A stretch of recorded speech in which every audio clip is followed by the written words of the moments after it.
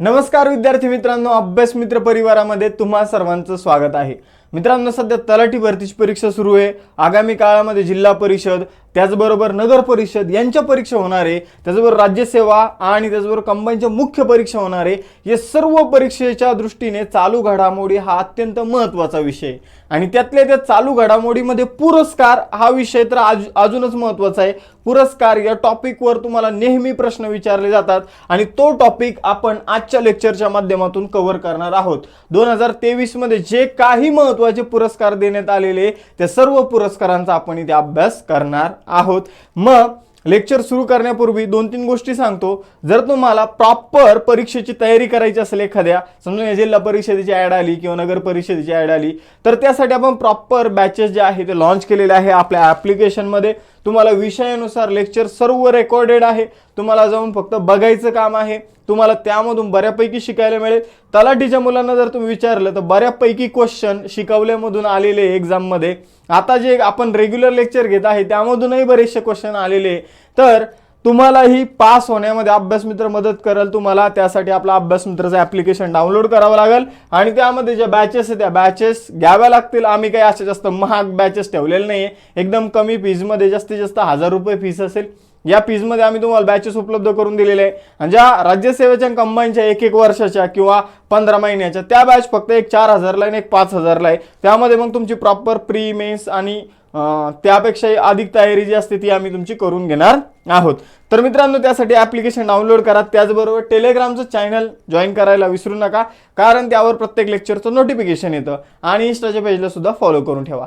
आजच्या लेक्चरची जी PDF असेल तर ती मी तुम्हाला देईल, पण त्यासाठी तुम्हाला एक काम करावं लागेल। लेक्चरमध्ये मी तुम्हाला एक होमवर्क क्वेश्चन विचारेल, होमवर्क क्वेश्चनचा जो विद्यार्थी कमेंटमध्ये आन्सर देईल आणि ती कमेंटचा स्क्रीनशॉट काढून मला पाठवल, त्या मुलाला मी या लेक्चरची PDF जी आहे ती प्रोव्हाइड करेल। पण तुम्हाला या जे काही उत्तर आहे होमवर्क क्वेश्चनचं ते कमेंट बॉक्समध्ये द्यायचं आहे, ते चॅट बॉक्समध्ये द्यायचं नाही।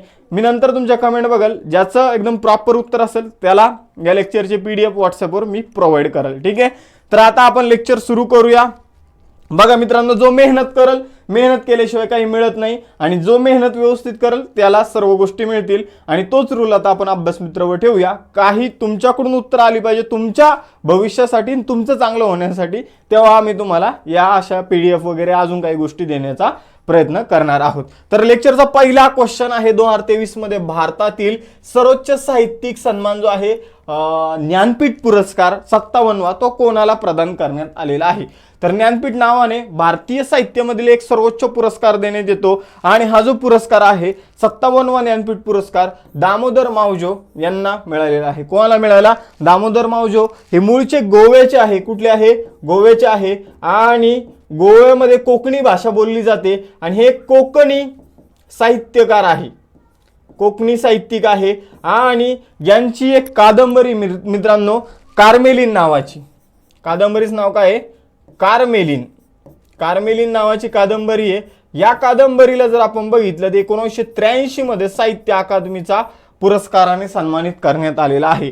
यांना आता नवीन पुरस्कार मिळालेला आहे, तो म्हणजे ज्ञानपीठ पुरस्कार। तर ज्ञानपीठ पुरस्कार 57वा कोणाला मिळाला? दामोदर मावजो। कुठले आहे? गोव्याचे आहे। मूळ कोकणी कवी आहे, कोकणी साहित्यिक आहे। यांची कादंबरी आहे कार्मेलीन नावाची, जिला 1983 मध्ये साहित्य अकादमीचा कोकणी भाषेसाठीचा पुरस्कार मिळालेला आहे। आता अजून ज्ञानपीठ पुरस्कार जो आहे तर त्याविषयी थोडं जाणून घेऊया। ज्ञानपीठ पुरस्काराची जी सुरुवात आहे ती कोणी केली किंवा कोणी हा पुरस्कार देणं सुरू केलं? तर साहू शांतीप्रसाद जैन, साहू शांतीप्रसाद जैन यांनी जो ज्ञानपीठ पुरस्कार आहे तो देणं सुरू केलं किंवा यांच्या मार्फत हा पुरस्कार दिला जातो। यांनी भारतीय ज्ञानपीठ या संस्थेची स्थापना केली आणि या संस्थेमार्फत हा पुरस्कार दिला जातो। पण यांना मदत कोण केली? तर यांना मदत केली TOI ने। आता TOI म्हणजे काय? टाइम्स ऑफ इंडियाने यांना मदत केलेली आहे आणि या दोघांनी मिळून काय केलं? ज्ञानपीठ पुरस्कार देणं सुरू केलं। मग आपण बघितलं 57वा ज्ञानपीठ पुरस्कार दामोदर मावजो यांना मिळाला। पहिला ज्ञानपीठ पुरस्कार कोणाला मिळाला होता? तर पहिला ज्ञानपीठ पुरस्कार जो आहे मित्रांनो तो 1965 मध्ये जी शंकर कुरूप यांना मिळालेला आहे। जी शंकर कुरूप यांना मिळाला होता, ही बाब आपल्याला लक्षात ठेवायची आहे। यानंतर पुढे जाऊया, पुढील प्रश्न बघूया। कोणत्या देशाने पंतप्रधान नरेंद्र मोदी यांना जुलै 2023 मध्ये grand cross of the legion of honour, grand cross of the legion of honour या सर्वोच्च सन्मानाने सन्मानित केलेलं आहे? आणि नरेंद्र मोदी यांना अलीकडे खूप सारे सन्मान मिळालेले, तर त्याविषयी सुद्धा आपल्याला जाणून घ्यायचंय. तर फ्रान्सने काय केलेलं आहे मित्रांनो, फ्रान्सने त्यांच्या देशाचा जो सर्वोच्च सन्मान आहे तो नरेंद्र मोदी यांना दिला आणि नरेंद्र मोदी हा सन्मान मिळवणारे चौथे व्यक्ती ठरलेले आहे की फ्रान्समधील नसून बाहेरच्या व्यक्तीला हा पुरस्कार दिला गेलेला आहे. ठीक आहे, तर ही बाब आपल्याला लक्षात ठेवायची आहे. तर फ्रान्सने नरेंद्र मोदी यांना लिजन ऑफ ऑनर या पुरस्काराने सन्मानित केलेला आहे. Grand cross of the legion of honour हा असं या पुरस्काराचं नाव आहे. जुलै 2023 मध्ये हा पुरस्कार फ्रान्सचे राष्ट्राध्यक्ष इमॅन्युएल मॅक्रॉन यांनी नरेंद्र मोदींना हा पुरस्कार दिलेला आहे. मग 2023 मध्ये नरेंद्र मोदी यांना कोणकोणते पुरस्कार मिळाले, तर बघा मी ओ लिहितो समोर. ओचा अर्थ आहे ऑर्डर ऑफ फिजी या पुरस्काराने त्यांना सन्मानित करण्यात आलं. फिजी या देशाने त्यांना हा पुरस्कार दिला. त्यानंतर ऑर्डर ऑफ नाईल, नाईल नदी कुठे आहे, इजिप्तमध्ये, तर इजिप्त या देशाने त्यांना हा पुरस्कार दिला, ऑर्डर ऑफ नाईल. त्यानंतर जर आपण बघितलं तर ऑर्डर ऑफ ऑनर हा जो पुरस्कार आहे हा ग्रीसने पंतप्रधान नरेंद्र मोदी यांना दिलेला आहे, ऑर्डर ऑफ ऑनर. आणि त्यानंतर अजून एक सांगतो, ऑर्डर ऑफ लोगोहू हा जो पुरस्कार आहे हा पापुआ न्यू गिनीने हा जो पुरस्कार आहे हा पंतप्रधान नरेंद्र मोदी यांना दिलेला आहे. म्हणजे 2023 मध्ये order of Logohu Papua New गिनीने मोदींना दिला, ऑर्डर ऑफ ऑनर ग्रीसने नरेंद्र मोदी यांना दिला, ऑर्डर ऑफ नाईल हा जो पुरस्कार आहे हा इजिप्त देशाने नरेंद्र मोदी यांना दिला, ऑर्डर ऑफ फिजी देशाने नरेंद्र मोदी यांना दिला. आणि त्याचबरोबर grand cross legion of the honour हा जो सर्वोच्च सन्मान आहे फ्रान्सचा. ठीक आहे, तर हा जो सन्मान नरेंद्र मोदी यांना फ्रान्सचे राष्ट्राध्यक्ष इमॅन्युएल मॅक्रॉन यांनी दिलेला आहे. तर ही बाब लक्षात ठेवायची, हा सर्वोच्च सन्मान आहे, ही बाब लक्षात ठेवा, सर्वोच्च सन्मान. यानंतर पुढे जाऊया. बघा तिसरा प्रश्न आहे, 2023 मध्ये इंटरनॅशनल ॲनी अवॉर्ड कोणाला मिळालेला आहे? तर बघा, एक इंटरनॅशनल अवॉर्ड जेव्हा एखाद्या भारतीय व्यक्तीला मिळतो तेव्हा त्याच्यावर आपल्याला जी काही TCS असेल, IBPS असेल किंवा MPSC असेल, MPSCचा आयोग असेल, ते या गोष्टीवर प्रश्न विचारतात. मग आपल्याला त्यासाठी तयार राहायचं आहे. इंटरनॅशनल ॲनी अवॉर्ड कशासाठी दिला जातो किंवा कोणत्या क्षेत्रामध्ये एखाद्या व्यक्तीने जर चांगलं काम केलं तर मग देण्यात येतो? तर जे ऊर्जा क्षेत्र असतं, ऊर्जा क्षेत्रामध्ये एखादा व्यक्ती जर योगदान देत असेल तर त्या व्यक्तीला हा पुरस्कार देण्यात येतो. मग आपण जर बघितलं IIT मद्रासमध्ये तुम्हाला एक व्यक्ती दिसेल, रसायनशास्त्राचे प्राध्यापक थलिप्पिल प्रदीप म्हणून यांचं नाव आहे, किंवा टी प्रदीप म्हणून जरी लक्षात ठेवलं तरी चालेल.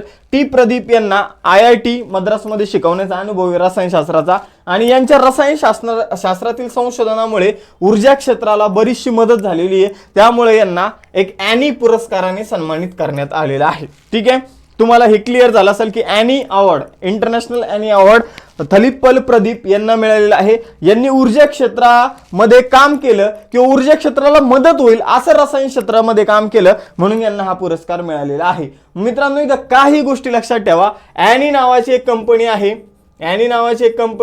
ही जी कंपनी आहे ही एक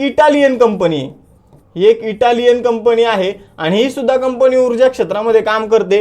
आणि ही जी कंपनी आहे या कंपनीच्या अंतर्गतच हा पुरस्कार देण्यात येतो. इटलीचे जे राष्ट्राध्यक्ष आहे ते हे पुरस्कार एखाद्या व्यक्तीला प्रदान करतात. यानंतर पुढे जाऊया.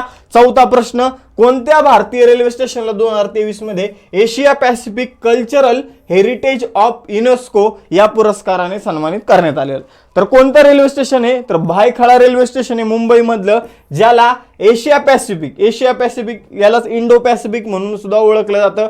जे काही एशियामधील काही जे देश आहे आणि त्याचबरोबर पॅसिफिक महासागराशी संबंधित जे काही देश आहे त्याला एकत्रितपणे इंडो पॅसिफिक ही संकल्पना वापरली जाते. आणि इंडो पॅसिफिक क्षेत्रामधील जे काही रेल्वे स्टेशन आहे या रेल्वे स्टेशनसाठी हा पुरस्कार दिला गेला आणि त्यातल्या त्यात आपण जर बघितलं तर कल्चरल हेरिटेज ऑफ युनेस्को या नावाने हा पुरस्कार दिला गेला आणि हा भायखळा रेल्वे स्टेशनला हा पुरस्कार मिळालेला आहे। तर कल्चरल हेरिटेज ऑफ युनेस्को या नावाने कोणत्या रेल्वे स्टेशनला सन्मानित करण्यात आलं किंवा कोणत्या रेल्वे स्टेशनला हा पुरस्कार दिला गेला तर भायखळा रेल्वे स्टेशनला हा पुरस्कार दिला गेलेला आहे।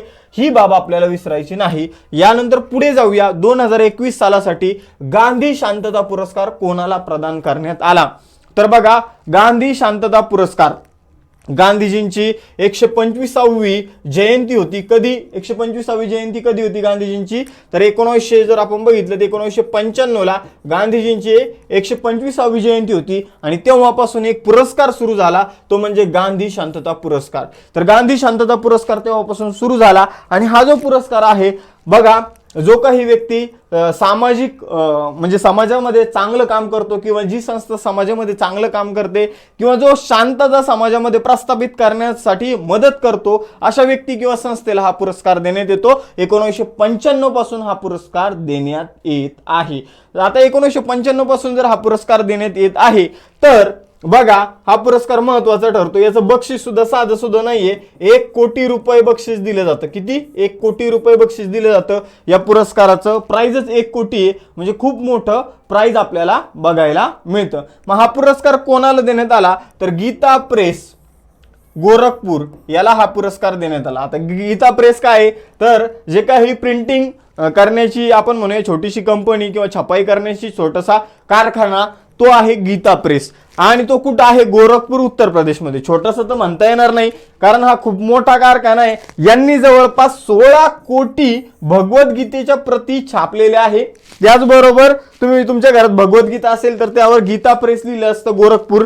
आणि आपण जर बघितलं तर 42 कोटी 14 भाषेतील इतर पुस्तकं जी आहे ती छापलेली आहे म्हणजे एवढं मोठं यांनी काम केलेलं आहे। आता भगवद्गीता छापून जर समाजामध्ये त्या देण्यात आलेलं आहे तर भगवद्गीता शांततेचाच मेसेज समाजाला देतं। मग त्यामुळे जर आपण बघितलं तर शांततेच्या क्षेत्रामध्ये यांनी काम केलेलं आहे आणि यांची स्थापना 1923 मध्ये झाली होती। यांच्या स्थापनेला सुद्धा 2023 मध्ये जवळपास 100 वर्ष पूर्ण झालेले आहे। असे सगळे योग घडून आले आणि यांना हा पुरस्कार प्रदान करण्यात आलेला आहे।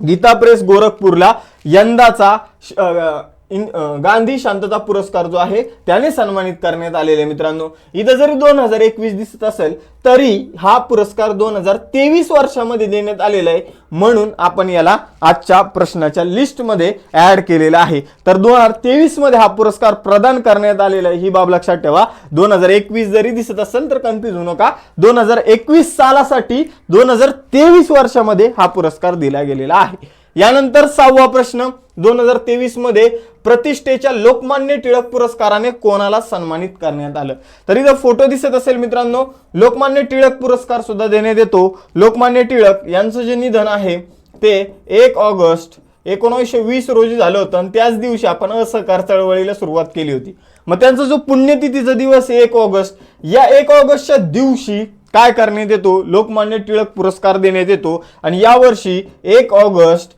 2023 रोजी हा पुरस्कार प्रदान करण्यात आला आणि हा कोणाला देण्यात आला तर हा पुरस्कार जो आहे नरेंद्र मोदी यांना देण्यात आला। हा पुरस्कार 1983 पासून देण्यात येतो मित्रांनो आणि यंदाचा जो पुरस्कार होता तो 41वा लोकमान्य टिळक पुरस्कार होता।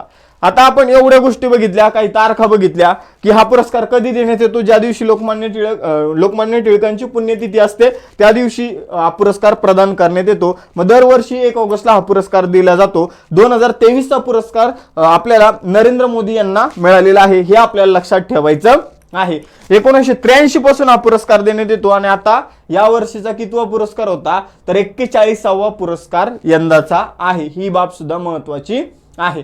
ठीक आहे। यानंतर नरेंद्र मोदी यांना या पुरस्कारामधून जी काही रक्कम जी आहे ती मिळणार आहे तर ती रक्कम नरेंद्र मोदी यांनी काय केलेली आहे नमामि गंगे नावाचा कार्यक्रम आहे गंगा नदीला साफ करण्यासाठी सुरू केलेला आहे गव्हर्नमेंटने तर या कार्यक्रमासाठी ती रक्कम देऊन टाकलेली आहे। यापूर्वीचा जो काही 2022 चा जो पुरस्कार होता तो टेसी थॉमस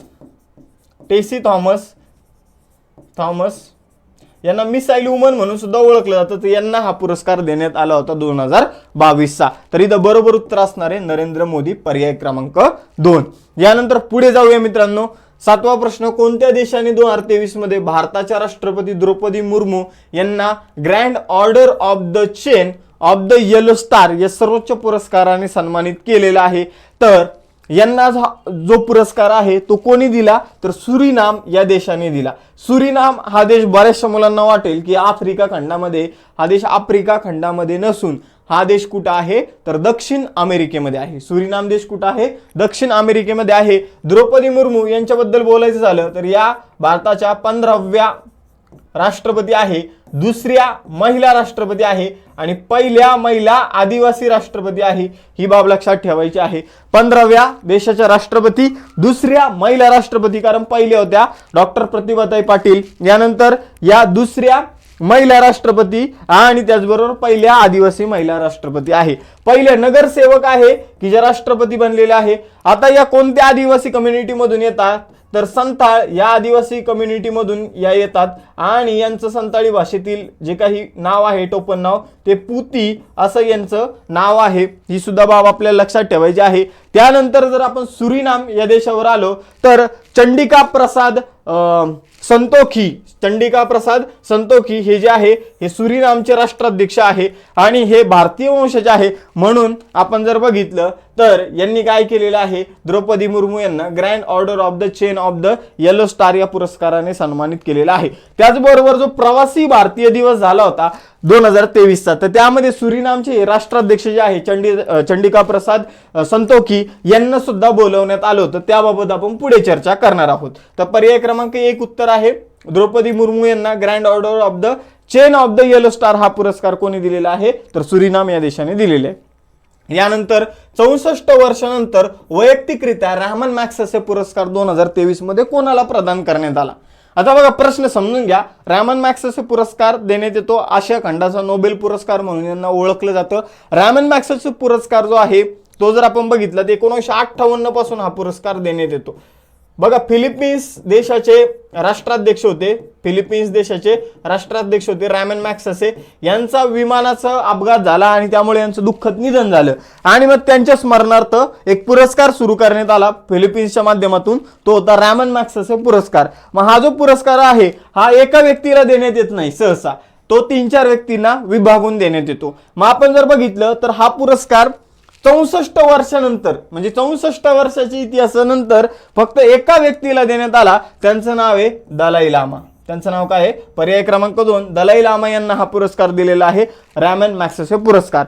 हा पुरस्कार मिळवणारे पहिले भारतीय व्यक्ती कोण, असा जर तुम्हाला प्रश्न आला तर त्याचं उत्तर द्यायचं आचार्य विनोबा भावे.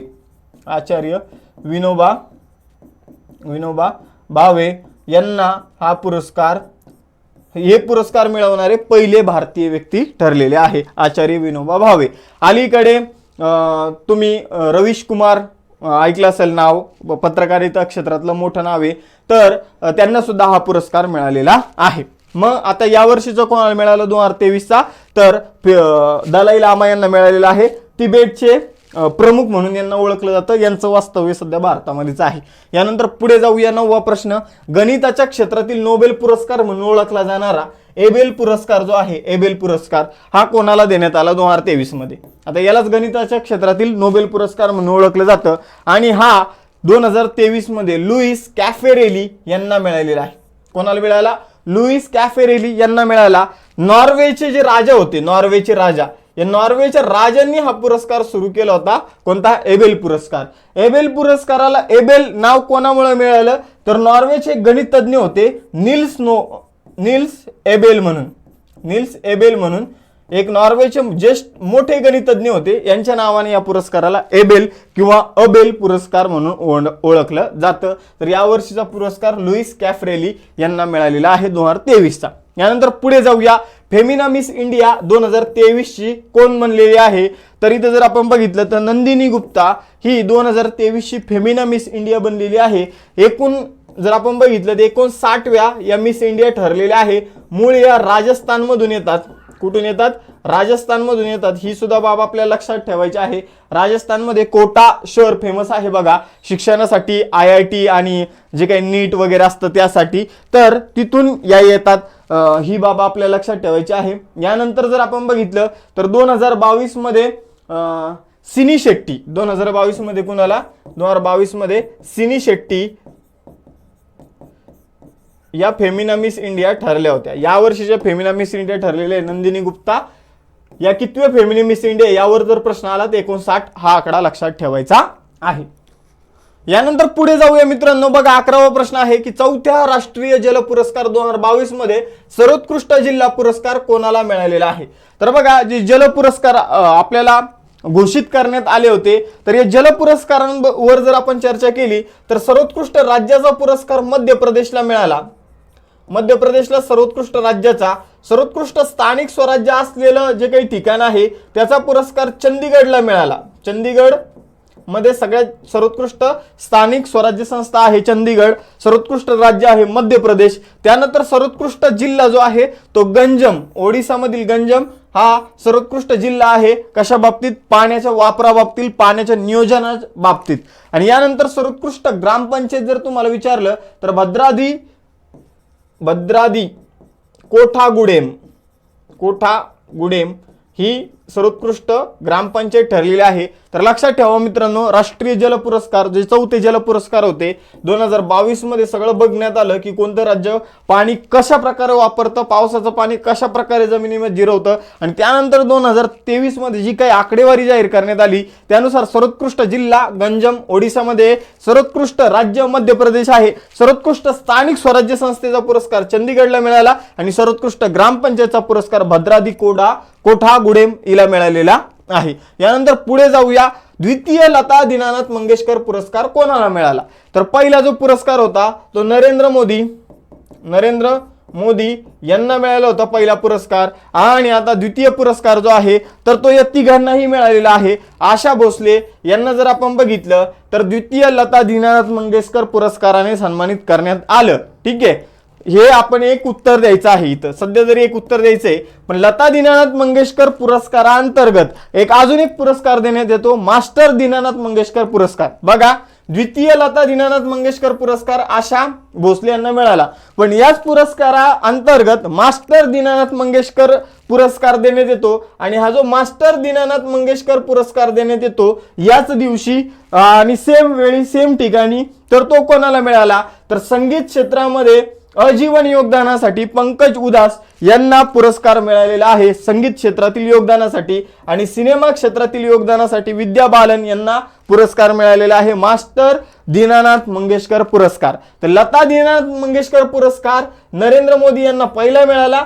दुसरा मिळाला आशा भोसले यांना. आणि याच कार्यक्रमामध्ये अजून एक पुरस्कार देण्यात आला, मास्टर दीनानाथ मंगेशकर पुरस्कार. तो संगीत क्षेत्रासाठी पंकज उदास यांना आणि सिनेमा क्षेत्रासाठी विद्या बालन यांना. यावर आपण पुढे प्रश्न घेऊ, तो तुमचा चुकला नाही पाहिजे. आताच मी सगळे गोष्टी क्लिअर केलं. यानंतर पुढे जाऊया. शौर्य पुरस्कार प्राप्त करणारी भारतीय वायुसेनेची पहिली महिला अधिकारी कोण बनली? तर बघा मित्रांनो, मागे 1-2 वर्षापूर्वी मध्य प्रदेशमध्ये पूर आला आणि त्या पुराच्या वेळी लोकांना वाचवण्यामध्ये दीपिका मिश्रा यांनी मोलाचं योगदान दिलं. त्यामुळं वायुसेनेचा एक पुरस्कार आहे, वायुसेनेचा स्वतःचा एक शौर्य पुरस्कार आहे. हा वायुसेनेचा स्वतःचा जो शौर्य पुरस्कार आहे तो प्राप्त करणारी वायुसेनेची पहिली महिला अधिकारी बनलेली आहे दीपिका मिश्रा. या गोष्टीवर सुद्धा आपल्याला प्रश्न विचारला जाणार आणि तेव्हा आपल्याला उत्तर आलं पाहिजे. दीपिका मिश्रा मूळच्या आहे राजस्थानच्या आणि त्यांना बचाव कार्य केलं होतं मध्य प्रदेशमध्ये. दोन्ही राज्यामध्ये कन्फ्युज नाही व्हायचं. या मूळच्या आहे राजस्थानच्या, बचाव कार्य कुठे केलं? मध्य प्रदेशमध्ये. यानंतर प्रवासी भारतीय सन्मान 2023, तर यावर आपल्याला थोडी जास्त चर्चा करायची आहे. बघा प्रवासी भारतीय सन्मान 2023 म्हणजे हा एक पुरस्कार आहे. हा पुरस्कार कोणाला देण्यात आला? तर राज सुब्रमण्यम हे फेडेक्स नावाची एक कंपनी आहे. ही कंपनी काय करते तर गोष्टी एका ठिकाणावरून दुसऱ्या ठिकाणी पाठवण्याचं काम करते. तर ही फेडेक्स नावाची जी कंपनी आहे तिचे आता लेटेस्ट अध्यक्ष बनलेले राज सुब्रमण्यम भारतीय वंशाचे, त्यांना हा पुरस्कार देण्यात आलेला आहे प्रवासी भारतीय सन्मान. तर प्रवासी भारतीय सन्मान किंवा प्रवासी भारतीय पुरस्कारानं राज सुब्रमण्यम यांना सन्मानित करण्यात आलं 2023 वर्षामध्ये. फेडेक्स या कंपनीचे ते अध्यक्ष. मग आता यावर चर्चा करायची का म्हटलं मी, तर अजून एक गोष्ट आहे प्रवासी भारतीय दिवस नावाने. 9 जानेवारी हा जो दिवस आहे हा प्रवासी भारतीय दिवस म्हणून साजरा केला जातो, कारण 9 जानेवारी 1915 ला गांधीजी दक्षिण आफ्रिकेमधून भारतामध्ये आले होते आणि त्याच्या स्मरणार्थ 9 जानेवारी हा दिवस प्रवासी भारतीय दिवस म्हणून साजरा केला जातो. मग आपण जर बघितलं तर 2023 मध्ये सुद्धा 9 जानेवारी प्रवासी भारतीय दिवस म्हणून साजरा केला गेला. आणि आपण जर बघितलं तर या वर्षीच्या प्रवासी भारतीय दिवसाचे अध्यक्ष कोण होते, तर मोहम्मद इरफान अली हे यंदाच्या प्रवासी भारतीय दिवसाचे प्रमुख पाहुणे होते. आपण जर बघितलं तर हे गुआना या देशाचे आहे. गुआना या देशाचे राष्ट्राध्यक्ष आहे मोहम्मद इरफान अली आणि यांना या वर्षीच्या प्रवासी भारतीय दिवसाचं अध्यक्ष बनवण्यात आलं होतं. अध्यक्षाने प्रमुख पाहुणे बनवण्यात आलं होतं. मग त्याचबरोबर विशेष पाहुणे म्हणून सुद्धा एक बोलवण्यात आले होते. तर आपण जर बघितलं तर विशेष सन्मानित पाहुणे कोण होते, तर विशेष सन्मानित पाहुणे होते चंद्रिका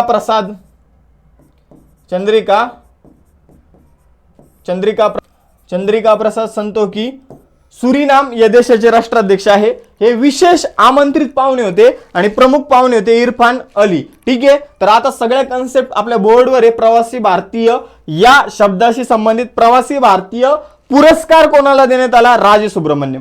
प्रवासी भारतीय दिवसाचे अध्यक्ष प्रमुख पाहुणे कोण होते, मोहम्मद इरफान अली गुआनाचे आहे. आणि त्याचबरोबर चंद्रिका प्रसाद संतोखी हे सुरिनामचे अध्यक्ष आहे. हे विशेष आमंत्रित पाहुणे होते. विशेष आमंत्रित पाहुणे, प्रमुख पाहुणे मोहम्मद इरफान अली, विशेष आमंत्रित पाहुणे चंद्रिका प्रसाद संतोखी. यानंतर पुढे जाऊया मित्रांनो. 15वा प्रश्न आहे 13व्या भारतरत्न डॉक्टर बाबासाहेब आंबेडकर पुरस्कार 2023 ने कोणाला सन्मानित करण्यात आलं, तर याचं उत्तर आहे मित्रांनो योगी आदित्यनाथ.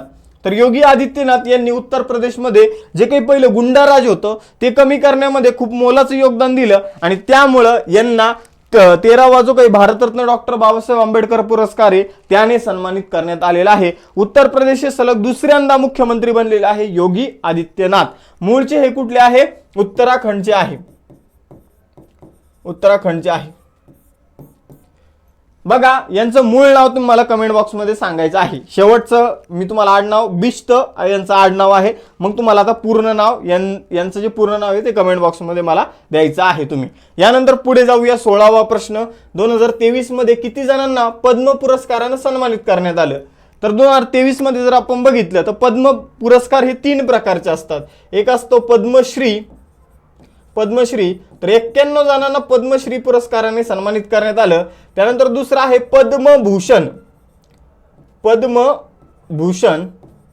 पद्मभूषण या पुरस्काराने जर आपण बघितलं तर किती जणांना सन्मानित करण्यात आलं, 9 जणांना. आणि तिसरा असतो पद्मविभूषण पुरस्काराने 6 व्यक्तींना सन्मानित करण्यात आलं. मग आता मोजा 91, 9, 100 आणि 6 106 कुठे आहे, पर्याय क्रमांक 3 मध्ये. तर पर्याय क्रमांक 3 आपलं उत्तर असेल. मग आपल्याला काय लक्षात ठेवायचं, तर ज्यांना पद्मविभूषण पुरस्कार मिळाला त्यांचं नाव आपल्याला लक्षात ठेवायचं. मग आपण जर बघितलं तर दिलीप महालनोबिस यांना हा पुरस्कार मिळालेला आहे. त्यानंतर बाळकृष्ण जोशी जे काही आर्किटेक्चर क्षेत्रातील एकदम तज्ञ व्यक्ती होते ते होते बाळकृष्ण जोशी. यांनी इंडियन इन्स्टिट्यूट ऑफ सायन्स अशा महत्वाच्या बिल्डिंग यांनी बांधलेल्या आहे. त्यानंतर मुलायम सिंग यादव उत्तर प्रदेशमध्ये जी समाजवादी पार्टी आहे ती यांनीच उभी केली होती. मुलायम सिंग यादव यांना मरणोत्तर पुरस्कार मिळालेला आहे पद्मविभूषण. उस्ताद झाकीर हुसेन महाराष्ट्राचे आहे. उस्ताद झाकीर हुसेन यांना सुद्धा पद्मविभूषण पुरस्काराने सन्मानित करण्यात आलं. त्यानंतर एस.एम. कृष्णा आणि श्रीनिवास वर्धन यांना सुद्धा या पुरस्काराने सन्मानित करण्यात आलेले. 2 व्यक्तींना मरणोत्तर, दिलीप महालनोबिस आणि मुलायम सिंग यादव यांना. यानंतर पुढे जाऊया. आंतरराष्ट्रीय सांख्यिकी पुरस्काराने कोणाला सन्मानित करण्यात आलं.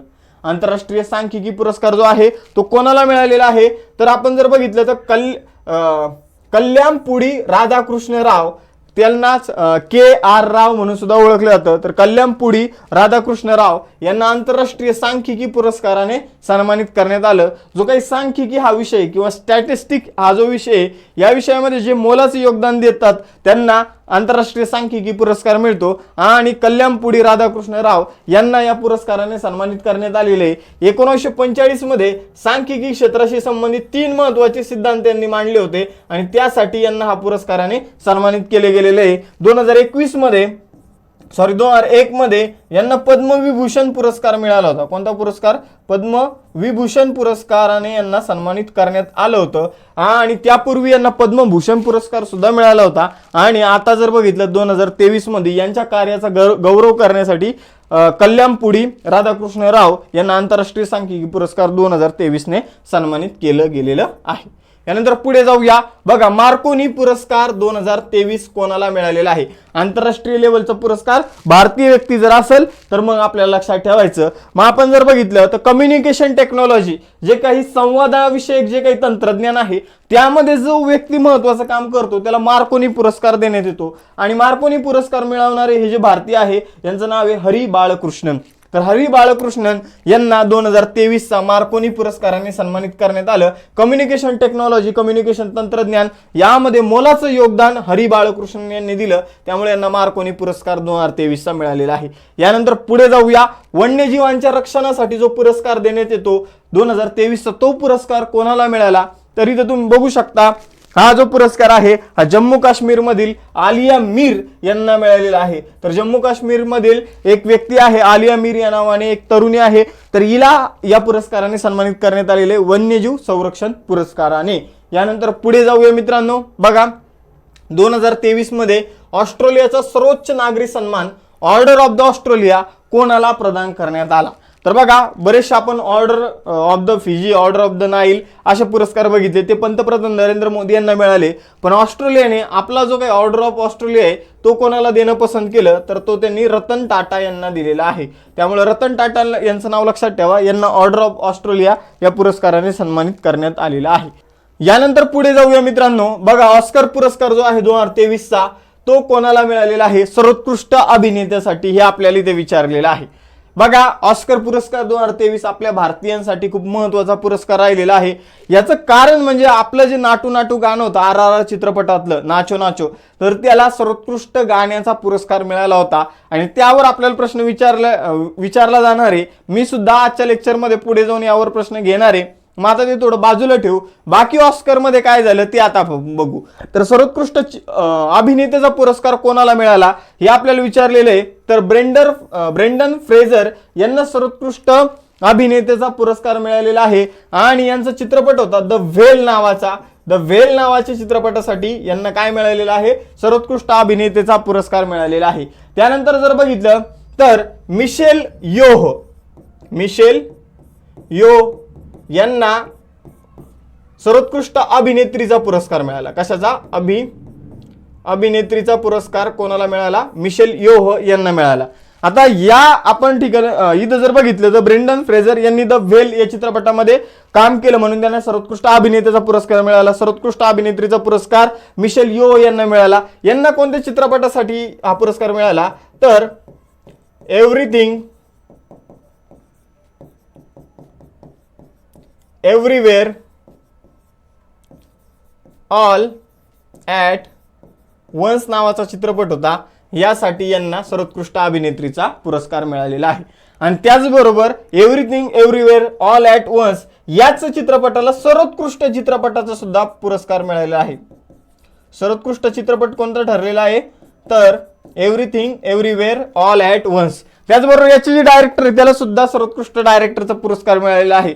या चित्रपटाला सर्वाधिक पुरस्कार मिळाले everything everywhere all at once. सर्वोत्कृष्ट अभिनेता आपण बघितलं ब्रेंडन फ्रेझर द व्हेल साठी, मिशेल यो अभिनेत्री सर्वोत्कृष्ट अभिनेत्री, आणि यांनी या चित्रपटामध्ये काम केलेले everything everywhere all at once, आणि या चित्रपटाला सर्वोत्कृष्ट चित्रपटाचा सुद्धा पुरस्कार मिळालेला आहे। आपण जे महत्त्वाचे 3 पुरस्कार होते इथंच कव्हर केलेले आहे ऑस्कर मधील। नाटू नाटूवर पुढे चर्चा करू। यानंतर पुढे जाऊया, कोणत्या मंत्रालयाने पोर्टर अवॉर्ड 2023 जिंकला आहे?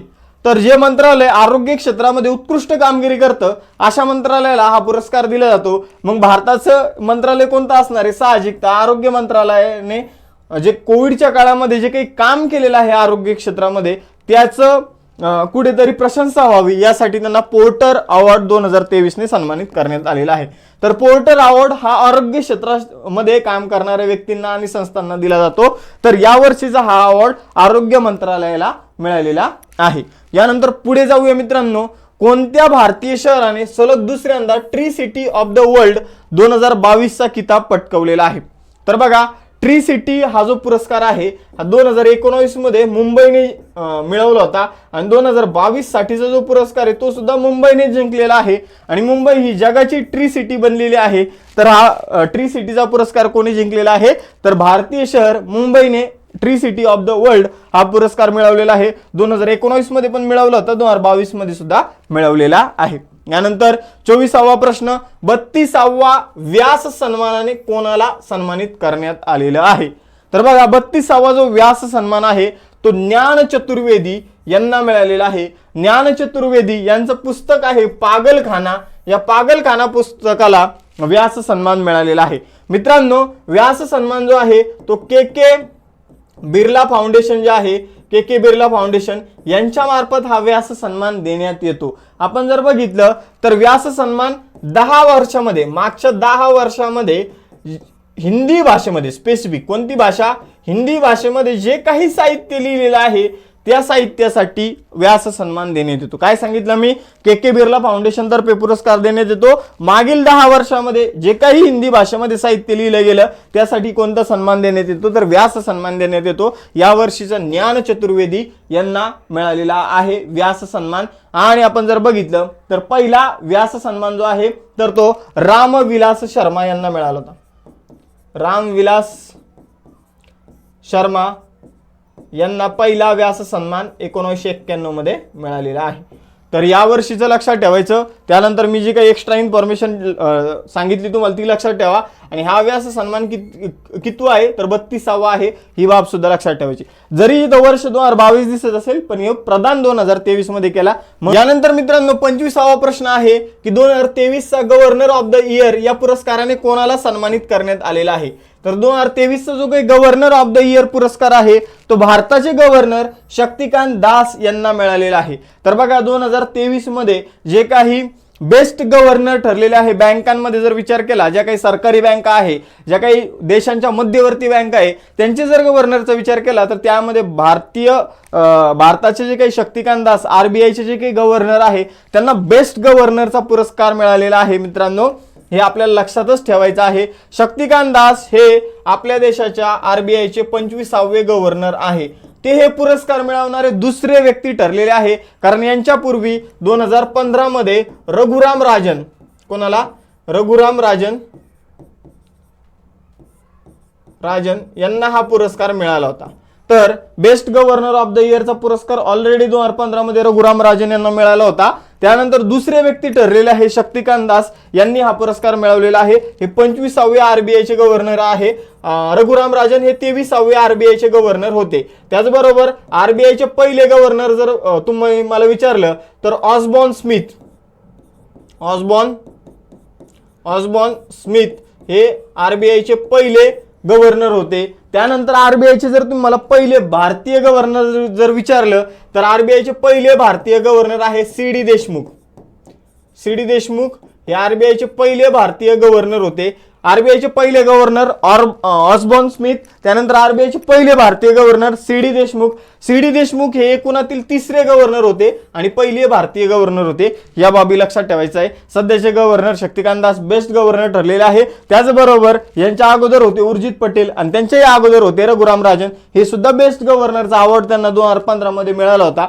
आरबीआयचे पहिले गव्हर्नर ऑस्बॉर्न स्मिथ, पहिले भारतीय सी.डी. देशमुख एकूणातील तिसरे गव्हर्नर होते। आरबीआयची स्थापना जी आहे मित्रांनो ती 1934च्या कायद्याने करण्यात आली आणि स्थापना ऍक्च्युअल कधी झाली तर 1 एप्रिल 1935 ला स्थापना करण्यात आली होती आरबीआयची। ठीक आहे, तर ही बाब लक्षात ठेवायची आहे। हा पुरस्कार लंडन सेंट्रल बँकिंग या संस्थेमार्फत देण्यात येतो। लंडन सेंट्रल बँकिंग या संस्थेमार्फत हा पुरस्कार देण्यात येतो। तर बघा, या संस्थेमार्फत मिळालेला गव्हर्नर ऑफ द इयर पुरस्कार जो आहे तो कोणाला मिळाला? शक्तिकांत दास यांना। आणि सर्वोत्कृष्ट बँकेचा पुरस्कार जो आहे तो युक्रेनच्या बँकेला मिळाला। कोणाच्या बँकेला मिळाला? युक्रेनच्या बँकेला मिळाला। यानंतर पुढे जाऊया 26वा प्रश्न बघा, कोणत्या वृत्तपत्राच्या कर्मचाऱ्यांना 2023 मध्ये आंतरराष्ट्रीय अहवाल श्रेणीमध्ये पुलित्झर पुरस्काराने सन्मानित करण्यात आलेला आहे? तर पुलित्झर पुरस्कार कोणाला मिळाला? तर द न्यूयॉर्क टाइम्सचे जे काही कर्मचारी आहे, या न्यूयॉर्क टाइम्सच्या कर्मचाऱ्यांना पुलित्झर पुरस्काराने सन्मानित करण्यात आलेलं आहे. 1917 पासून हा पुरस्कार देण्यात येतो. 1917 पासून जोसेफ पुलित्झर यांच्या स्मरणार्थ पुलित्झर फाउंडेशन तर्फे हा पुरस्कार पत्रकारिता क्षेत्रामध्ये उत्कृष्ट कामगिरी करणाऱ्या व्यक्तींना संस्थेने हा पुरस्कार देण्यात येतो. या वर्षीचा पुरस्कार द न्यूयॉर्क टाइम्सच्या कर्मचाऱ्यांना मिळालेला आहे. ही बाब आपल्याला लक्षात ठेवायची. यानंतर पुढे जाऊया बघा, पुढील प्रश्न आहे, प्रतिष्ठित संतोकबा मानवतावादी पुरस्कार 2023 ने कोणाला सन्मानित करण्यात आले? तर बघा, संतोकबा पुरस्कार जो आहे तो शिक्षण क्षेत्र, आरोग्य क्षेत्र, सामाजिक क्षेत्र या क्षेत्रामध्ये उत्कृष्ट चांगली कामगिरी करणाऱ्या व्यक्तींना संतोकबा मानवतावादी पुरस्कार मिळत असतो. 2023 चा जो पुरस्कार आहे तो कोणाला मिळाला? सोनम वांगचुक यांना मिळालेला आहे. तर सोनम वांगचुक यांना संतोकबा पुरस्कार मिळालेला आहे. संतोकबा पुरस्कार जो आहे त्याचं जे काही बक्षिसाची रक्कम आहे ती सुद्धा खूप मोठी आहे मित्रांनो. किती आहे? 1 कोटी रुपये. 1 कोटी रुपये बक्षिसाची रक्कम आहे. हा पुरस्कार कोणाकडून देण्यात येतो? तर रामकृष्ण नॉलेज फाउंडेशन जे आहे, रामकृष्ण नॉलेज फाउंडेशन जे आहे यांच्या मार्फत हा संतोकबा पुरस्कार देण्यात येतो. बघा, सोनम वांगचुक यांच्या जीवनावर 3 इडियट्स नावाचा मूवी आला, त्यामध्ये आमिर खान यांनी सोनम वांगचुक यांची भूमिका जी आहे ती बजावलेली आहे. त्यातलं जे आमिर खानचं कॅरेक्टर आहे तेच आहे सोनम वांगचुक. शिक्षण क्षेत्रामध्ये चांगलं काम केलेलं आहे मित्रांनो, सामाजिक क्षेत्रामध्ये चांगलं काम केलं. यांनी काय केलं? लडाखमध्ये पाण्याची कमतरता असते म्हणून यांनी आईस तुपा नावाची संकल्पना आणली. आईस तुपा काय असतो? तर ते काय करतात, तर बर्फाच्या स्वरूपात पाणी गोळा करून ठेवतात हिवाळ्यामध्ये आणि मग तेच पाणी उन्हाळ्यामध्ये त्यांना वापरायला होतं. त्याचबरोबर जर आपण बघितलं तर यांनी लडाखमध्ये जर बघितलं तर स्टुडंट एज्युकेशन अँड कल्चरल मोहीम राबवलेली आहे. स्टुडंट एज्युकेशन अँड कल्चरल आपण म्हणूया मोहीम जी आहे ती लडाखमध्ये कोणी राबवली? तर सोनम वांगचुक यांनी राबवली. आणि यांना कोणता पुरस्कार मिळाला? संतोकबा पुरस्कार. 1 कोटी बक्षीस कोणी दिलं? Ramakrishna knowledge foundation. Student education and cultural मोहीम जी आहे ती लडाखमध्ये कोणी राबवली? सोनम वांगचुक यांनी राबवली. यानंतर पुढे जाऊया, सरस्वती सन्मान. तर के बिर्ला फाउंडेशनचा अजून एक पुरस्कार आहे. जसा आपण व्यास सन्मान बघितला, व्यास सन्मान जसा हिंदी भाषेसाठी दिला जातो तसा के बिर्ला फाउंडेशन तर्फे भारतीय संविधानाचे जे काही 22 भाषा आहे संविधानामध्ये दिलेल्या, या 22 भाषासाठी जो पुरस्कार देण्यात येतो त्याचं नाव आहे सरस्वती सन्मान. सरस्वती सन्मानाचं जे काही बक्षिसाची रक्कम आहे ती आहे 15 लाख रुपये आणि 22 भाषेमध्ये लेखन करणाऱ्या व्यक्तीला, महिलेला हा पुरस्कार देण्यात येतो. मग या वर्षीचा पुरस्कार कोणाला मिळालेला आहे? तर शिवशंकरी, एक तमिळनाडूच्या लेखिका आहे. यांनी एक आपलं साहित्य लिहिलं होतं ज्याचं नाव आहे सूर्यवंशम. या साहित्य कृतीला कोणता पुरस्कार मिळालेला आहे? तर 2023 मध्ये प्रदान करण्यात आलेला आणि 2022 चा सरस्वती सन्मान शिवशंकरी यांना मिळालेला आहे. सूर्यवंशम या साहित्यासाठी 15 लाख रुपये बक्षीस के बिर्ला फाउंडेशन तर्फे हा पुरस्कार देण्यात येतो. भारतीय संविधानामध्ये असलेल्या 22 भाषांसाठी हा पुरस्कार प्रदान करण्यात येतो. पहिला जो पुरस्कार होता तो अमिताभ बच्चन यांचे वडील हरिवंश राय बच्चन यांना देण्यात आलेला आहे. ही बाब सुद्धा आपल्याला लक्षात ठेवायची आहे. यानंतर पुढे जाऊया बघा, मिस युनिव्हर्स 2022 हा किताब कोणी जिंकलेला आहे? तर मिस युनिव्हर्स 2022 चा जो किताब आहे अमेरिकेची महिला आर बोनी गॅब्रियल हिला हा पारितोषिक किंवा किताब मिळालेला आहे मिस युनिव्हर्स 2022 चा. यानंतर पुढे जाऊया मित्रांनो, आता काही चित्रपटाशी संबंधित पुरस्कार आपण बघूया. फिल्मफेअर पुरस्कार 2023 मध्ये सर्वोत्कृष्ट अभिनेता कोण ठरलेला आहे? तर सर्वोत्कृष्ट अभिनेता फिल्मफेअर पुरस्कारामध्ये राजकुमार राव ठरलेला आहे. सर्वोत्कृष्ट अभिनेत्री जर तुम्ही विचारलं तर आलिया भट्टला सर्वोत्कृष्ट अभिनेत्रीचा पुरस्कार मिळालेला आहे. आणि आलिया भट्ट जी आहे ती सर्वोत्कृष्ट अभिनेत्री तर ठरलेलीच आहे, पण त्याच कोणत्या चित्रपटासाठी सर्वोत्कृष्ट अभिनेत्रीचा पुरस्कार मिळाला? तर आलिया भट्टला गंगूबाई काठियावाड नावाचा एक चित्रपट आहे.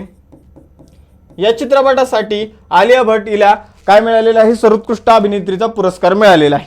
राजकुमार राव याला सर्वोत्कृष्ट अभिनेत्याचा पुरस्कार बधाई दो या चित्रपटासाठी सर्वोत्कृष्ट अभिनेत्याचा पुरस्कार राजकुमार राव याला मिळालेला आहे. आणि लाईफ टाइम अचीवमेंट अवॉर्ड कोणाला मिळाला? फिल्म फेअरचा लाईफ टाइम अचीवमेंट अवॉर्ड जो आहे तो प्रेम चोपडा याला मिळालेला आहे. प्रेम चोपडा यांना मिळालेला आहे.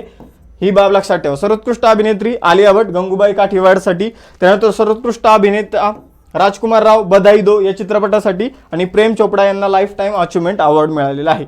यानंतर पुढे जाऊया. 76व्या ब्रिटिश अकादमी चित्रपट पुरस्कार यालाच आपण बाफ्टा पुरस्कार म्हणून ओळखतो. बाफ्टा पुरस्कारावर प्रश्न येऊन गेलेला आहे म्हणून आपण यावर एक क्वेश्चन बनवलेला आहे. तर बाफ्टा पुरस्कार सर्वोत्कृष्ट अभिनयासाठी कोणत्या अभिनेत्याला मिळालेला आहे? तर बाफ्टा पुरस्कार जो आहे 2023 चा तो कोणी जिंकलेला आहे मित्रांनो? तर बाफ्टा पुरस्काराविषयी लक्षात ठेवायचं, ऑस्टिन बटलर याला बाफ्टा पुरस्काराने सन्मानित करण्यात आलं. आणि मित्रांनो जो काही ऑस्टिन बटलर आहे यांना कोणत्या चित्रपटासाठी बाफ्टा पुरस्कार मिळाला? तर इल्विस नावाचा चित्रपट होता. इल्विस चित्रपटासाठी या ऑस्टिन बटलरला बाफ्टा पुरस्कार मिळाला. ठीक आहे, फक्त एवढंच लक्षात ठेवा, बाकी लक्षात ठेवायची गरज नाही. यानंतर दादासाहेब फाळके पुरस्कार 2023 ने कोणाला सन्मानित करण्यात आलं? तर बघा, दादासाहेब फाळके पुरस्कार जो आहे तो रणबीर कपूर याला मिळालेला आहे. रणबीर कपूरचा एक मूवी होता बघा, ब्रह्मास्त्र. तर या ब्रह्मास्त्र चित्रपटासाठी दादासाहेब फाळके पुरस्कार जो आहे तो रणबीर कपूरला मिळालेला आहे. सर्वोत्कृष्ट चित्रपटचा पुरस्कार कोणाला मिळाला? तर सर्वोत्कृष्ट चित्रपट दादासाहेब फाळके पुरस्कारामध्ये RRR हा चित्रपट ठरलेला आहे. आणि सर्वोत्कृष्ट अभिनेत्री कोण ठरलेला आहे? तर परत आलिया भट यांना गंगूबाई काठीवाडसाठी सर्वोत्कृष्ट अभिनेत्रीचा दादासाहेब फाळके पुरस्कार 2023 मिळालेला आहे. ही बाब लक्षात ठेवा. दादासाहेब फाळके पुरस्कार 2023 चा अभिनेत्यासाठी ब्रह्मास्त्र चित्रपटासाठी रणवीर कपूरला. ठीक आहे, रणवीर कपूर आणि रणवीर सिंग मध्ये कन्फ्युज होऊ नका. आलिया भटला गंगूबाई काठियावाडसाठी आणि मूवी जर विचारलात RRR. त्यानंतर लेटेस्ट जे काही राष्ट्रीय चित्रपट पुरस्कार आहे, राष्ट्रीय चित्रपट पुरस्कारामध्ये जर विचारलं की सर्वोत्कृष्ट अभिनेत्याचा पुरस्कार कोणाला मिळाला? तर अल्लू अर्जुनला. कोणाला मिळाला? अल्लू अर्जुनला पुष्पा चित्रपटासाठी राष्ट्रीय चित्रपटामध्ये सर्वोत्कृष्ट अभिनेत्याचा पुरस्कार मिळालेला आहे. यानंतर पुढे जाऊया मित्रांनो, इंटरनॅशनल इंडियन फिल्म अकादमी अवॉर्ड. ठीक आहे, तर यामध्ये सर्वोत्कृष्ट अभिनेता कोण ठरलेला आहे? तर इंटरनॅशनल इंडियन फिल्म अकादमी अवॉर्ड यालाच IIFA म्हणून ओळखलं जातं. तर यामध्ये सर्वोत्कृष्ट अभिनेत्याचा पुरस्कार ऋतिक रोशन याला मिळाला. याचा चित्रपट होता विक्रम वेदा. कोणता चित्रपट होता? विक्रम वेदा. आणि सर्वोत्कृष्ट अभिनेत्री विचारलं तर परत आलिया भट गंगूबाई काठियावाडसाठी. म्हणजे तुम्हाला अभिनेत्री एकच लक्षात ठेवायची, फक्त वेगवेगळ्या चित्रपटासाठी वेगवेगळ्या अभिनेते लक्षात ठेवायचे. फिल्म फेअरसाठी राजकुमार राव बधाई दो साठी, त्यानंतर दादासाहेब फाळके पुरस्कार विचारलं तर रणबीर कपूर ब्रह्मास्त्रसाठी, आणि त्यानंतर इंटरनॅशनल इंडियन फिल्म अकादमी अवॉर्ड जो असतो IIFA, तर यासाठी सर्वोत्कृष्ट अभिनेता ऋतिक रोशन विक्रम वेदासाठी आणि सर्वोत्कृष्ट अभिनेत्री आलिया भट. तर ही लक्षात ठेवायची आहे. आता यामधील सर्वोत्कृष्ट चित्रपट होता दृश्यम. सगळ्यात चांगला चित्रपट यामध्ये होता. ठीक आहे, दृश्यम सगळ्यात बेस्ट चित्रपट. यानंतर पुढे जाऊया मित्रांनो, 34वा प्रश्न. आपल्याला चित्रपटावर जर प्रश्न आला, 2-3 प्रश्न आले तर त्यातला एक प्रश्न फिक्स ऑस्कर वर असणार आहे. तर ऑस्कर पुरस्कार 2023 मध्ये पहिल्यांदा एका भारतीय चित्रपटातील गाण्याला मिळाला, आणि ते गाणं कोणतं आहे? तर RRR चित्रपटातील नाटू नाटू हे गाणं आहे. ते ओरिजिनल तेलुगू भाषेमध्ये नाटू नाटू आहे, आपल्या हिंदी भाषेमध्ये नाचो नाचो. आता आपली म्हणलं कारण आपल्याला ती भाषा समजते म्हणून मी तिला आपली म्हणलं. ठीक आहे, आपली तर भाषा मराठी आहे. तर नाचो नाचो किंवा नाटू नाटू हे जे गाणं आहे याला सर्वोत्कृष्ट गाण्याचा ऑस्कर पुरस्कार मिळालेला आहे, बेस्ट ओरिजिनल सॉन्ग या कॅटेगरीमध्ये. मग याविषयी सुद्धा आपल्याला काही गोष्टी लक्षात ठेवायचे. हे गाणं कोणी बनवलं? तर MM किरवाणी हे या गाण्याचे कंपोजर आहे. कोण आहे? कंपोजर म्हणजे गाणं बनवतात. ठीक आहे, त्याचबरोबर हे गाणं कोणी लिहिलं? लेखक कोण आहे? तर लेखक आहे गाण्याचे चंद्रबोस.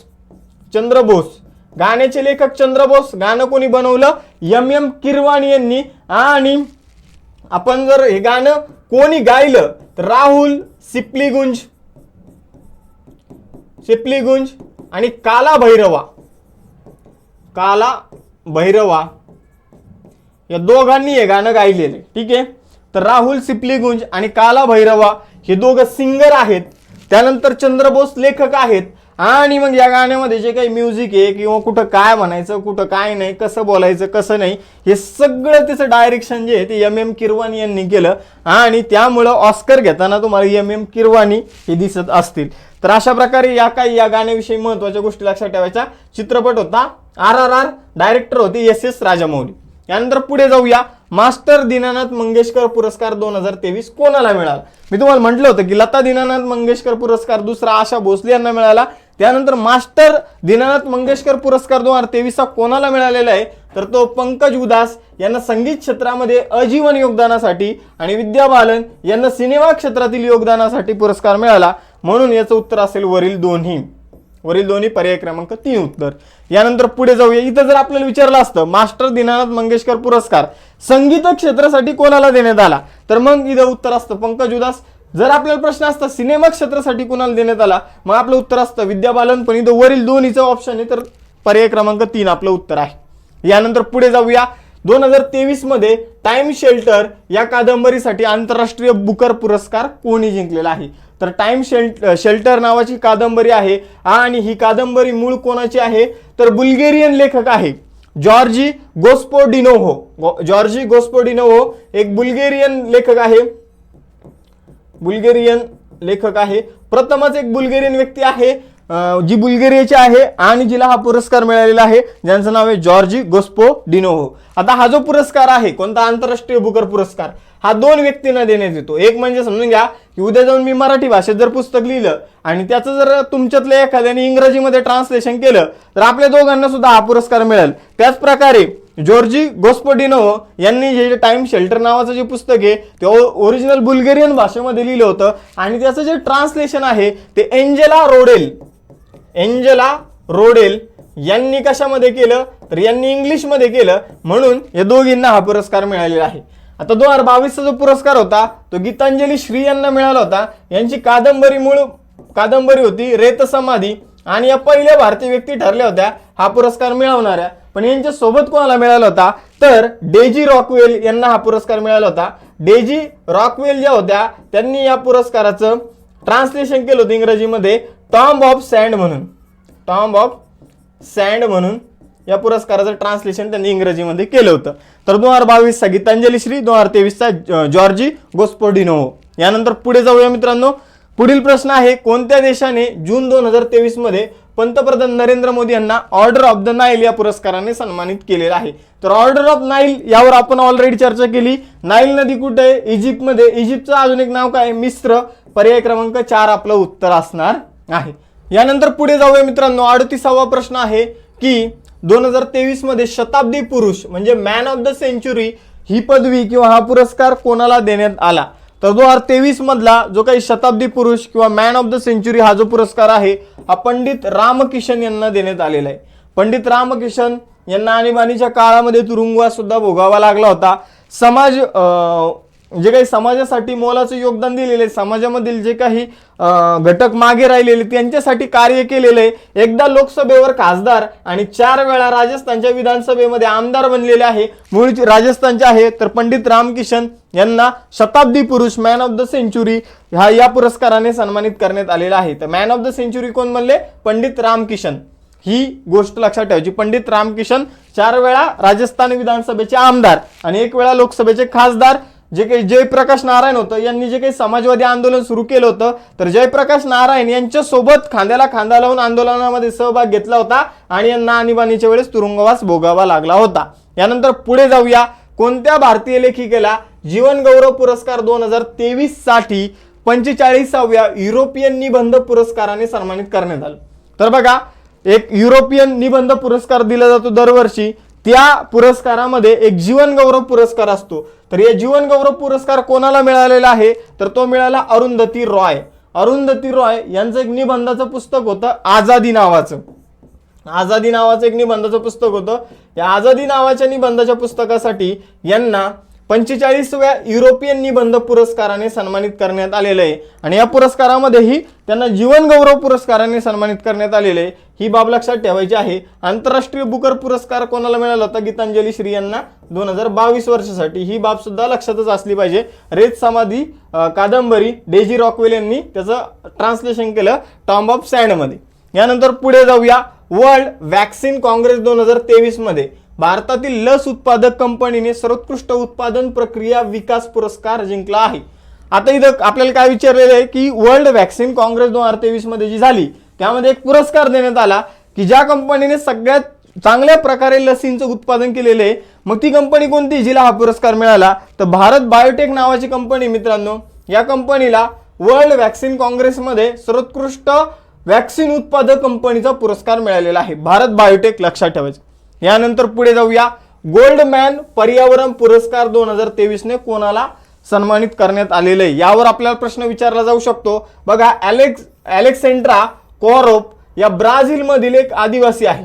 ब्राझीलमध्ये जे अमेझॉनचं जंगल आहे त्यामध्ये राहणारे एक आदिवासी महिला आहे. यांना अलेक्सेंड्रा कोरोप यांना 2023चा गोल्डमॅन पर्यावरण पुरस्कार मिळालेला आहे. यांनी पर्यावरणाला वाचवण्यासाठी खूप जास्त प्रयत्न केलेला आहे, त्यामुळे यांना गोल्डमॅन पर्यावरण पुरस्काराने सन्मानित करण्यात आलेला आहे. त्याचबरोबर एक पुरस्कार लक्षात ठेवा, गोल्डन पिकॉक पर्यावरण पुरस्कार. गोल्डन पिकॉक पर्यावरण पुरस्कार. आता गोल्डन पिकॉक पर्यावरण पुरस्कार कोणाला मिळाला, तर अदानी ट्रान्समिशन म्हणून एक कंपनी आहे भारतातील, गौतम अदानी यांची. तर या कंपनीला गोल्डन पिकॉक पर्यावरण पुरस्काराने सन्मानित करण्यात आलेला आहे, अदानी ट्रान्समिशनला. तर गोल्डमॅन पुरस्कार अलेक्सेंड्रा कोरोप आणि गोल्डन पिकॉक पर्यावरण पुरस्कार अदानी ट्रान्समिशन, यातला फरक थोडा लक्षात ठेवा. गोल्डमॅन म्हटलं की व्यक्ती येते अलेक्सेंड्रा कोरोप, आणि गोल्डन पिकॉक पर्यावरण पुरस्कार संस्थेला मिळालेला आहे, अदानी ट्रान्समिशन. यानंतर पुढे जाऊया. बघा, 42वा प्रश्न, राष्ट्रपती द्रौपदी मुर्मू यांच्या हस्ते 2023चा भारतातील सर्वोत्तम राज्य म्हणून कोणत्या राज्याला भूमी सन्मान पुरस्कार देऊन सन्मानित करण्यात आलं. तर द्रौपदी मुर्मू यांनी कोणत्या राज्याला भूमी सन्मान पुरस्कार दिलेला आहे, तर बघा, सगळ्या राज्यांना एक टास्क देण्यात आलं की तुमच्या राज्यामध्ये जी काही जमीन आहे त्या जमिनीची जी काही मोजायची आणि तिची डिजिटल नोंदणी करून ठेवायची. तर हे टास्क देण्यात आलं. जमिनीविषयी सगळ्या गोष्टींचं मोजमाप करायचं, तंटे वगैरे यांचं सगळं डिजिटल गोष्टी मध्ये रूपांतर करून ठेवायचं. ठीक आहे, आता पेपर नाही, सगळं डिजिटल करायचं. मग हे टास्क देण्यात आलं आणि हे टास्क सगळ्यात चांगल्या प्रकारे पूर्ण केलं ओडिशा राज्याने, म्हणून ओडिशा राज्याला भूमी सन्मान पुरस्काराने सन्मानित करण्यात आलेला आहे. तर भूमी सन्मान पुरस्कार कोणाला मिळाला, ओडिशा या राज्याला भूमी सन्मान पुरस्कार मिळालेला आहे. यानंतर बघा, एक गोष्ट लक्षात ठेवा, वर्ल्ड प्रेस फोटो अवॉर्ड दरवर्षी दिला जातो. एकच व्यक्तीचं नाव लक्षात ठेवायची, द एव्हेगेनी मालालेटक. ठीक आहे, एव्हेगेनी मालुलेटक यांना वर्ल्ड प्रेस फोटो अवॉर्ड मिळालेला आहे. फक्त एक लक्षात ठेवा, आंतरराष्ट्रीय लेवलचा अवॉर्ड आहे. विचारलं तर तुम्हाला आठवलं पाहिजे, एव्हेगेनी मालुलेटक. यानंतर पुढे जाऊया मित्रांनो. आता यावर 100% प्रश्न विचारला जाईल. जिथं 100% म्हटलं तिथे 100% प्रश्न येतोच. 2023 मध्ये कौतुक ॲप या पुस्तकासाठी हिंदी भाषेतील साहित्य अकादमीचा बालसाहित्यिकाचा पुरस्कार कोणाला मिळाला. तर बघा, कौतुक ॲप नावाचं एक लहान मुलांसाठी लिहिलेलं पुस्तक आहे, आणि या हे पुस्तक कोणी लिहिलं, सूर्यनाथ सिंग यांनी लिहिलं. आणि या पुस्तकासाठी जो काही साहित्य अकादमीचा बालसाहित्यिक पुरस्कार मिळाला हिंदी भाषेसाठीचा, कोणाला, तर सूर्यनाथ सिंग यांना. कोणत्या पुस्तकासाठी, कौतुक ॲपसाठी किंवा कौतुक ॲपसाठी. मित्रांनो, मग आता यामध्ये लक्षात काय ठेवायचं, तर यामध्ये 2 गोष्टी लक्षात ठेवायच्या. पहिली गोष्ट ही लक्षात ठेवायची की मराठी भाषेसाठी कोणाला पुरस्कार मिळाला, मराठी भाषेसाठी कोणाला पुरस्कार मिळाला, बालसाहित्यिकाचा पुरस्कार, आणि तोही साहित्य अकादमीचा. मराठी भाषेसाठी कोणाला मिळाला, तर एकनाथ आवाड यांना मराठी भाषेसाठी छंद देई आनंद यासाठी मराठी भाषेचा साहित्य अकादमी पुरस्कार बालसाहित्यिकाचा एकनाथ आवाड यांना मिळाला, म्हणजे जे बालकांसाठी साहित्य लिहितात. त्याचबरोबर एक मराठी व्यक्ती आहे, त्यांना इंग्रजी भाषेमध्ये त्यांनी बालसाहित्य लिहिलं आणि त्याचा पुरस्कार मिळाला. मग ते मराठी व्यक्ती कोण आहे, तर सुधा मूर्ती. तुम्ही नाव ऐकलंच असेल, इन्फोसिस कंपनीचे जे काही संस्थापक आहे. ठीक आहे, तर त्यांच्या पत्नी आहे सुधा मूर्ती. मग आपण जर बघितलं, सुधा मूर्ती यांनी एक पुस्तक लिहिलं होतं. बघा मित्रांनो, त्यांना हा पुरस्कार जो आहे तो ग्रँड माज बॅग ऑफ स्टोरी या पुस्तकासाठी मिळालेला आहे. ग्रँड माज बॅग ऑफ स्टोरी. ठीक आहे, बॅग ऑफ स्टोरी यासाठी त्यांना हा पुरस्कार मिळाला. मराठी भाषेसाठी एकनाथ आवाड छंद देई आनंद यासाठी सुधा मूर्ती यांना इंग्रजी भाषेच्या बाल साहित्यासाठी grand mass bag of story यासाठी, आणि त्याचबरोबर हिंदी भाषेचा पुरस्कार कौतुक ॲप या पुस्तकाला सूर्यनाथ सिंग यांचं हे पुस्तक आहे यासाठी. तर हे सगळे बाल साहित्यिक पुरस्कार महत्त्वाचे होते. इथं 3 स्टार केले. 3 प्रकारचे लेखक आणि 3 प्रकारचे पुस्तकं आपल्याला लक्षात ठेवायचे आहे. साहित्य अकादमीचे हे बाल साहित्यिक पुरस्कार आहे. यानंतर पुढे जाऊया. बघा, प्रधानमंत्री फसल बीमा योजना च्या उत्कृष्ट अंमलबजावणीसाठी कोणत्या राज्याला राष्ट्रीय पुरस्काराने सन्मानित करण्यात आलेला आहे? तर बघा, 18 फेब्रुवारी कधी 18 फेब्रुवारी 2016 साली एक योजना सुरू करण्यात आली, फसल बीमा योजना. म्हणजे तुमचं पीक चांगलं येईल की नाही हे जर तुम्हाला गॅरंटी नसेल तर तुम्ही त्याचा आधीच विमा काढून ठेवा. जर तुमचं काही पावसामुळे किंवा समजून घ्या की दुष्काळामुळे जर तुमच्या पिकाचं नुकसान झालं तर तुमच्या पिकाची परतफेड सरकार तुम्हाला देईल. यासाठी एक योजना सुरू करण्यात आली, फसल बीमा योजना, 18 फेब्रुवारी 2016ला. आणि दरवर्षी फसल बीमा योजनेअंतर्गत जे राज्य उत्कृष्ट कामगिरी करतं, नुकसान झालेल्या शेतकऱ्यांना पैशाचा पुरवठा करतं व्यवस्थित, तर त्या राज्याला हा पुरस्कार देण्यात येतो. आणि 2023चा जो पुरस्कार आहे तो कर्नाटक राज्याला मिळालेला आहे. कोणाला? कर्नाटक राज्याला. तर पर्याय क्रमांक 4 तुम्हाला उत्तर द्यायचं आहे. यानंतर पुढे जाऊया. कोणते राज्य जागा मिशनसाठी युनायटेड नेशनचा हॅबिटेटमध्ये वर्ल्ड हॅबिटेट अवॉर्ड 2023 जिंकलेला आहे? सिंपल बघा, जागा मिशन नेमकं काय आहे? तर जे लोकांना राहण्यासाठी जागा उपलब्ध करून देतं थोडक्यात. आता बघा, ओडिशा राज्याला हा पुरस्कार मिळाला. मी तुम्हाला सांगतो कशासाठी मिळाला, मग तुम्हाला व्यवस्थितपणे समजत. तर ओडिशा राज्याने काय केलेले, झोपडपट्टीमध्ये राहणारे जे लोक होते त्यांना पक्की घरं बांधून दिली. ठीक आहे, पक्की घरं बांधून दिली आणि त्यांना दुसरीकडे शिफ्ट केलं. म्हणजे चांगल्या जागेवर शिफ्ट केलं. आणि या चांगल्या जागेवर शिफ्ट केल्यामुळं हे जागा मिशन अंतर्गत चांगल्या ठिकाणी लोकांना शिफ्ट करणं हा त्याचा उद्देश आहे. आणि मग या उद्देशाअंतर्गत ओडिशा राज्याने चांगली कामगिरी केली म्हणून यांना एक पुरस्कार मिळाला. तो पुरस्कार होता वर्ल्ड हॅबिटेट अवॉर्ड. तर वर्ल्ड हॅबिटेट अवॉर्ड म्हणजे काय, तर एखाद्या चांगल्या राहण्या योग्य जागेमध्ये लोकांना ठेवणं, त्यासाठी हा पुरस्कार देण्यात येतो. मग वर्ल्ड हॅबिटेट अवॉर्ड जो आहे तो ओडिशा राज्याने जिंकलेला आहे. यानंतर पुढे जाऊया. 47वा प्रश्न. कर्तव्यपथ वरील, म्हणजे कर्तव्यपथ म्हणजे राजपथ, राजपथचं नाव चेंज करून कर्तव्यपथ करण्यात आलं. मग प्रजासत्ताक दिनाच्या दिवशी जो काही कर्तव्यपथवर ज्या काही परेड होतात आणि या परेडमध्ये अशा प्रकारचे रथ आपल्याला दाखवले जातात, त्याला झाकी म्हटलं जातं. तर हे जे रथ असतात यामध्ये सर्वोत्कृष्ट रथाचा किंवा झाकीचा पुरस्कार कोणाला मिळाला? तर सर्वोत्कृष्ट रथ तुम्हाला जो बघायला मिळतोय तो आहे उत्तराखंडचा. सर्वोत्कृष्ट रथाचा पुरस्कार उत्तराखंडला मिळाला. उत्तराखंडने आपल्या रथावर मानसखंड दाखवलेला आहे. त्यानंतर जर बघितलं तर दुसऱ्या क्रमांकाचा जो पुरस्कार आहे तो महाराष्ट्राला मिळाला. महाराष्ट्राने 3.5 शक्तीपीठ आणि नारी शक्ती हे आपल्या रथावर दाखवलं होतं. ही आपली थीम होती, नारी शक्ती आणि 3.5 शक्तीपीठ दाखवली होती आपल्या रथावर. आणि त्याचबरोबर तिसरा पुरस्कार उत्तर प्रदेशला मिळालेला आहे. तर उत्तराखंड आणि उत्तर प्रदेशमध्ये महाराष्ट्र आहे दुसऱ्या क्रमांकावर. ही बाब आपल्याला लक्षात ठेवायची. पहिल्या क्रमांकाचा पुरस्कार उत्तर प्रदेश, दुसरा महाराष्ट्र, तिसरा पहिल्या क्रमांकाचा पुरस्कार उत्तराखंड, दुसरा महाराष्ट्र, तिसरा उत्तर प्रदेश. यानंतर पुढे जाऊया. बघा, 2022चा सर्वोत्कृष्ट फिफा खेळाडूचा पुरस्कार जो आहे, सर्वोत्कृष्ट खेळाडूचा पुरस्कार तो कोणाला मिळाला? तर फिफा अंतर्गत देण्यात येणारा जो पुरस्कार आहे आणि त्या पुरस्कारामध्ये सर्वोत्कृष्ट खेळाडूचा पुरस्कार लिओनल मेस्सी याला मिळालेला आहे. आपण क्रीडा घडामोडीमध्ये याचा अभ्यास ऑलरेडी केलेला आहे. तर लिओनल मेस्सीला सर्वोत्कृष्ट खेळाडूच्या पुरस्काराने सन्मानित करण्यात आलेला आहे. सर्वोत्कृष्ट महिला खेळाडू एलेक्सा पुटालेस या महिलेला सर्वोत्कृष्ट कशाचा खेळाडूचा पुरस्कार मिळालेला आहे. फिफाने हे पुरस्कार दिलेले आहे. पुरुषांमध्ये लिओनल मेस्सी, महिलांमध्ये अलेक्सा पुटालेस. यानंतर पुढे जाऊया. भारतातील सर्वोत्कृष्ट पोलीस स्टेशनचा पुरस्कार कोणाला मिळाला? तर भारतातील सर्वोत्कृष्ट पोलीस स्टेशन ठरलेलं आहे आस्का पोलीस स्टेशन. कोणतं पोलीस स्टेशन ठरलं? आस्का पोलीस स्टेशन हे भारतातील सगळ्यात सर्वोत्कृष्ट पोलीस स्टेशन ठरलं, जे ओडिशामध्ये आहे. यानंतर मित्रांनो पुढे जाऊया. 50वा प्रश्न आहे. राष्ट्रीय पंचायत पुरस्कार 2023 अंतर्गत सर्वोत्कृष्ट जिल्हा पंचायतीचा पुरस्कार कोणाला मिळाला? तर गंजम हे ओडिशामधील पंचायत आहे, हिला सर्वोत्कृष्ट पंचायतीचा पुरस्कार मिळाला. ही आपल्याला बाब लक्षात ठेवायची आहे. तर गंजम ही सर्वोत्कृष्ट काय ठरलेली आहे? तर पंचायत ठरलेली आहे. ठीक आहे, ही बाब लक्षात ठेवायची. आणि यानंतर तुमच्यासाठी एक होमवर्क क्वेश्चन, याचा आन्सर जो प्रॉपर देईल त्याला या लेक्चरची PDF मी प्रोव्हाइड करेल. तुम्हाला काय करायचं, यूट्यूबवर कमेंट करायची, त्याचे स्क्रीनशॉट घ्यायचा आणि या खालील नंबरवर आम्हाला सेंड करायचा आहे व्हॉट्सअपवर. तुम्हाला तिथेच आम्ही या लेक्चरची PDF अवेलेबल करून देऊ. जो मुलगा चांगला उत्तर देईल त्याच्यापर्यंत PDF नक्कीच पोहोचल. ठीक आहे. फक्त हा क्वेश्चन जो आहे तुम्हाला दिसतोय 51वा क्वेश्चन, राजाराम मोहन रॉय राष्ट्रीय पुरस्कार 2023 ने कोणाला सन्मानित करण्यात आलं, तर व्यक्तीचं नाव आणि त्याबाबतची ॲक्युरेट इन्फॉर्मेशन तुम्हाला कमेंट बॉक्समध्ये टाकायची, त्याचा स्क्रीनशॉट सेंड करा, तुम्हाला या लेक्चरची आम्ही PDF प्रोव्हाइड करू. ठीक आहे. तर अशा प्रकारे आजचं लेक्चर आपलं इथेच समाप्त होतं. आपण 2023 मध्ये आतापर्यंत देण्यात आलेले जे काही महत्त्वाचे पुरस्कार आहे त्यांचा अभ्यास केलेला आहे. जे काही भविष्यामध्ये देण्यात येईल त्यावर सुद्धा आपण लेक्चर बनवूया. आता जे काही आता 1-2 महिन्याच्या काळामध्ये जे होणारे एक्झाम आहे त्यासाठी हे लेक्चर उपयुक्त असणार आहे.